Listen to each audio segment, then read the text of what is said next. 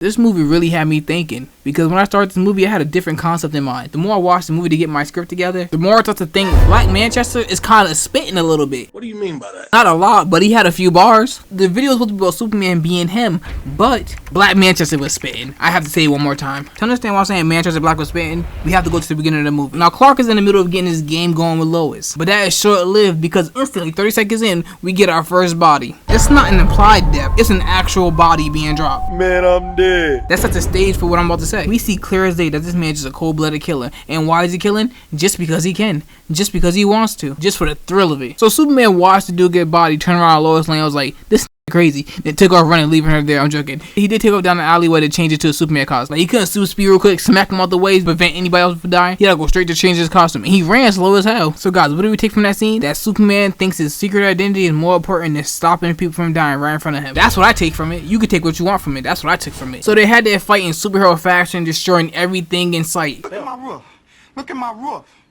Look at my roof. And then Superman ended the fight in grand fashion with a haiku spike into a lake, short-circuiting the atomic skeleton. Now, Superman looked at his hand for a slight second in deliberation, thinking, should I put this man down, considering the fact that he caught 2 bodies already? Probably more. He could have killed more during the cutscene when Superman changed his costume. Nope. He flies him away. Now, I know, killing is wrong. Some people deserve to live. Not him, though. Who is he to decide? That's the question. If you're not going to do it fully, don't do it halfway. That's my stance on it. Now, I'm not going to act like the Elite wasn't crazy, but they were speaking a little bit of truth, at least pertaining to their skeleton. Superman told me, I believe people are inherently good. That's idealistic. It's not realistic. It's idealistic. Because what did the skeleton do when he had the chance? I'm free.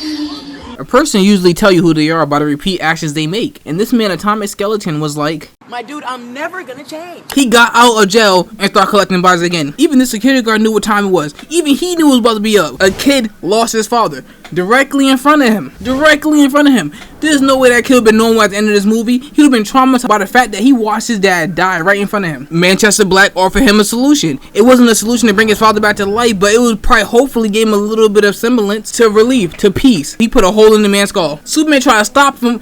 Superman, this dude escaped twice, and every time he escaped, he looked for you. He killed people to look for you, so he could fight you. This is a game to the skeleton. A game that you keep putting quarters into play. You know what the most messed up thing about the situation is? Superman put his cape over the villain, not over the father, over the villain. That's the craziest thing I took from the situation. Does Superman have more empathy for the people committing mass murder than the one trying to take a stance up for the justice that even Superman himself believes in? I like Superman just like the next person.